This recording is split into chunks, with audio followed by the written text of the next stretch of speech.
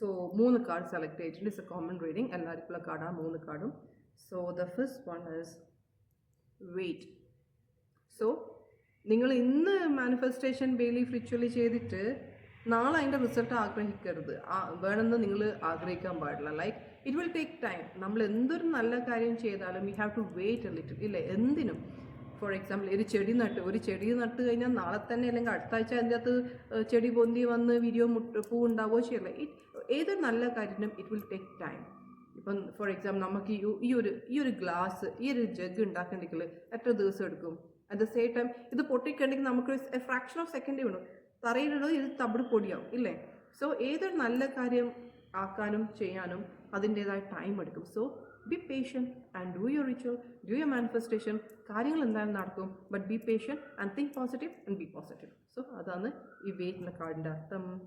Next, communicate very clearly. നിങ്ങൾ എന്താണോ manifest ചെയ്യുന്നത്, നിങ്ങൾക്ക് എന്താണോ ആഗ്രഹം, ആ കാര്യം കറക്റ്റ് ഇരിക്കണം. ഇപ്പം നിങ്ങൾ ഒരു ബിലീഫ് എടുത്തു, ഈ ഒരു ബിലീഫിൽ നിങ്ങൾ എഴുതാൻ പോവാം ജോലീൻ്റെ കാര്യം എഴുതാം, അല്ലല്ല വേണ്ട റിലേഷൻഷിപ്പിൻ്റെ കാര്യം എഴുതാം. അങ്ങനത്തെ ഒരു കൺഫ്യൂഷൻ ഇല്ലേ, അല്ലേ? വേണ്ട എബഡൻസ് മണി എന്ന് എഴുതാം. അങ്ങനെ നിങ്ങൾ ഒരു കാര്യം ഫോക്കസ് ചെയ്യുമ്പം that should be very clean and clear and you must point out that particular thing very clearly. എന്താണോ അത് തന്നെ മനസ്സിൽ വെക്കുക. അല്ലാണ്ട് ഇത് എഴുതണോ അത് എഴുതണോ അല്ലെങ്കിൽ മാറ്റി എഴുതണം, അങ്ങനെയൊന്നുമില്ല.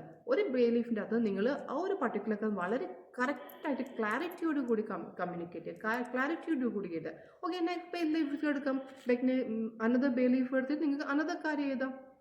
കണ്ടീഷൻസ് ഇല്ലല്ലോ. 1, 2, 3 കാര്യം നിങ്ങൾക്ക് അറ്റ് എ ടൈം നിങ്ങൾക്ക് മാനിഫെസ്റ്റ് ചെയ്യാം.